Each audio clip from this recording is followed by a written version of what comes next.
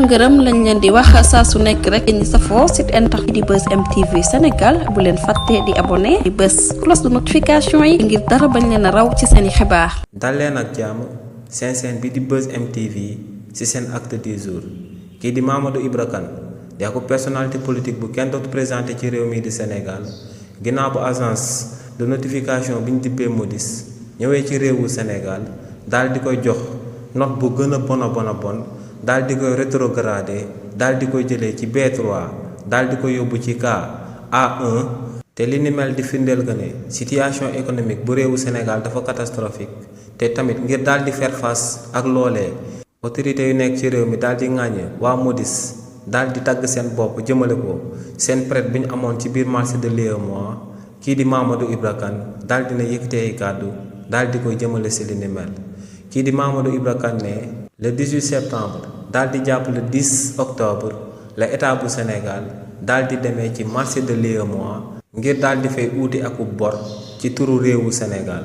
nee nag dégg nañ waa état bu Sénégal daal di ndamu daal di wax que ne ñoom 300 milliards de francs CFA lañ soxla woon waaye nag daal dinañu am lu tolloo 450 milliards de francs CFA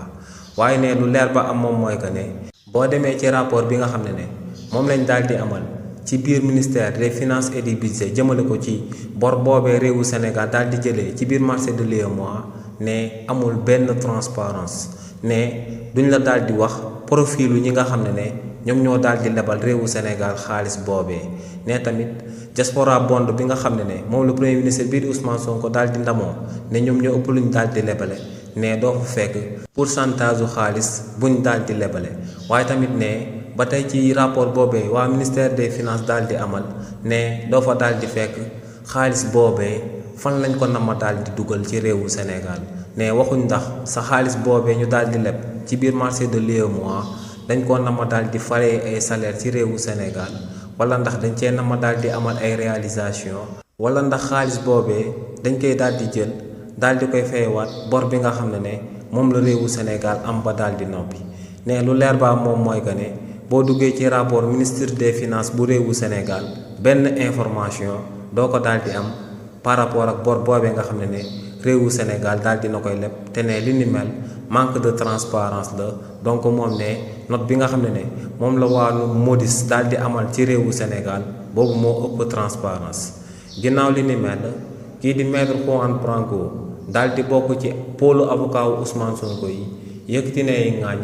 daal di koy jëmale ci ndodd premier ministre bii di Ousmane Sonko jëmale ko ci événement politique yi daan am ci réewu Sénégal te mu tàmbale woon ci mars 2021 daal di jeex ci juin 2023 si li ni mel kii di maître Juan Branco ne moom mënta daal di comprendre tekkaaral bi nga xam ne premier ministre bii di Ousmane Sonko daal dina koy amal jëmale ko ci événement politique yi daan am ci réewu Sénégal te si li ni mel ñu daal di ciy dénombré lu ëpp 60 personnes yi nga xam ne daal dinañ si ñàkk seen bakkan ne lu leer ba am moom mooy que ne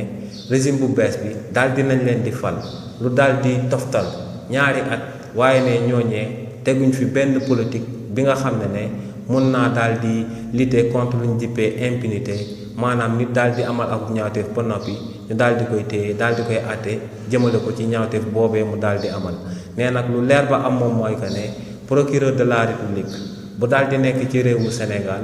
bu amaloon jéego yu mu waroon a daal di amal jëmale ko ci événement politique yi daan am ci réewu Sénégal ne kon jéego yooyee day daal di am ak conséquence directe jëmale ko ci plainte yi nga xam ne moom la déposé woon contre waa régime président Macky Sall ci cour pénale internationale bii di CPI ne lu leer ba am moom mooy que ne bu procureur de la république bu réewu Sénégal tàmbale woon di amal ay enquête ak i rapport jëmale ko si ñi nga xam ne ñoom ñoo doon boom askan wi ginnaaw ba président Macky Sall nekkee woon ci bopp réew mi ne rapport yooyee dina daal di permettre waa CPI ñoom itamit ñu daal di activer seeni dossier bu ko defee képp ku doon amal akub ñaawteef ci régime président Macky Sall kookee ñu daal di lay identifier bu ko defee waa CPI daal di amal seen liggéey ginnaaw li ni mel kii di Barthélémy Dias di ak personnalité politique bu kenn dootu présenté ci réew mi di Sénégal yëkkati na ay kàddu daal di koy jëmale ci lu waa Moody's daal di may akub réewu Sénégal note bu bon daal di leen di rétrogradé si li ni mel kii di Barthélémy Dias ne ci loi Modis ñëw ci réewu Sénégal daal di gën a rétrogradé seen note bu mu leen mayoon daal di koy bàyyeekoo ci B3 daal di koy yóbbu ci A1 ne li ni mel day daal di tekki que ne gouvernement bu bees bu daal di nekk ci réewu Sénégal dañ leen a daal di tabb ba noppi waaye ne ñooñee amuñ boussole bi nga xam ne moom lañ mën a orienté askanu réewu Sénégal ne lu leer ba am moom mooy que ne régime bu bees bu daal di nekk ci bopp réew mi ñooñee amut lenn lu ñuy daal di amal loo xam ne luñ toog daal di koy xalaat la ne ci improvisation lañ daal di dëkk te ne seen taxawaay boobee moom mooy gën a daal di dugal réewu Sénégal ci guuta goo xam ne pour génnee ko ci doo daal di yomb ne lu leer ba am moom mooy que ne situation économique bu catastrophique bi nga xam ne moom la waa réewu Sénégal di dund ne situation économique boobee buy xëy di gën a yokk ne ñuy sabab bi ñu ko waral du ñenn ñu régime bu bees bu fi daal di nekk ak lu ñu daal di tële. ginnaaw li ni mel coow li nga xam ne moom moo daal di jaar ci diggante homme d'affaires bi ñu dippee Bocar Samba Dièye ak waa banque bi di CEDEAO daal di nay mujjee daal di teere ci kaw taabulu son excellence président Bassirou Diomaye Diakhar Faye ku sabab li ni mel daal di am nag moo ngi daal di uyoo ci turu docteur Mbaye Cissé di njiitalu kuréel gi ñu dippee association pour la protection des droits humains kookee moom moo daal di bind akub bataaxal daal di koy jëmale ci son excellence président Bassirou Diomaye Diakhar Faye te ci bataaxal boobee kii di docteur Mbaye Cissé moo ngi daal di xamal son excellence président Bassirou Diomaye Diakhar Faye mi nga xam ne ginnaaw bañ ko tabbee ci bopp réew mi dafa daal di oote akub jubal jubanti ba noppi daal di si nekk ne kookee dafa am akub devoir de soutien moral jëmale ko ci jëmm kii di Bocar Samba Dièye di akub homme d'affaires sénégalais bi nga xam ne lépp lu mu amal ci alalam moom moo ko ñaqal boppam nekk akub référence te kookee akub banque bu daal di bàyyi ko bitim réew daal di ko fi fekk si daal di koy tooñ ba noppi di ko jaay doole bëgg a foqati xaalis bi nga xam ne moom moo ko daal di gagné honnêtement ne lu leer ba am moom mooy que ne ci jàppante bi nga xam ne moom moo jaar ci diggante kii di Bocar Samba Dièye ak banque bii di CEDEAO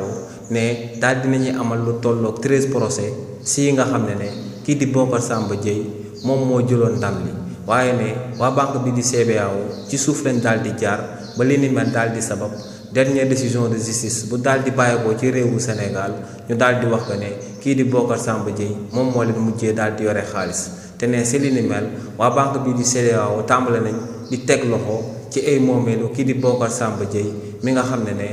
donte daal dinay am xaalis waaye nag jotut a jàng nee nag son excellence président Bassirou Diomaye Diakhar Faye